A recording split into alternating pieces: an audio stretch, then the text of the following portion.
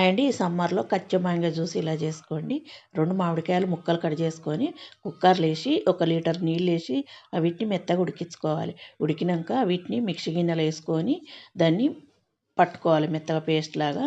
మనం ఇప్పుడు ఈ వడవేసుకున్న నీళ్ళు ఉంటాయి కదా, వీటిని ఉంచుకోవాలి.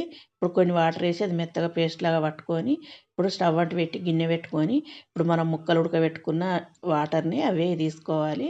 గిన్నెలో వేసుకొని ఒక పావు కిలో చక్కెర వేసుకొని ఇప్పుడు మనం పట్టుకున్న పేస్ట్ అందులో వేసుకొని ఒక 2-3 నిమిషాలు ఉడికించుకుంటే మనకు తయారవుతుందండి. 1 స్పూన్ నిమ్ముప్పు వేసి స్టవ్ ఆపుకొని మనం అది కొద్దిగా చల్లారినాక స్ట్రైనర్ చేసుకోవాలి. ఏమైనా పీస్ అది ఇది ఉంటే వచ్చేస్తుంది. చల్లారినాక ఒక బాటిల్లో పోసుకొని మిగతాది గ్లాస్లో పోసుకొని మనం దానికి మూత పెట్టుకొని ఫ్రిడ్జ్లో పెట్టుకుంటే 15-20 రోజులు మనకు నిలువ ఉంటుంది. ఎప్పుడు కావాలంటే అప్పుడు తీసి సర్బత్ చేసుకొని పిల్లలకు కానీ పెద్దలు కానీ ఎవరైనా తాగొచ్చు. చాలా బాగుంటుంది.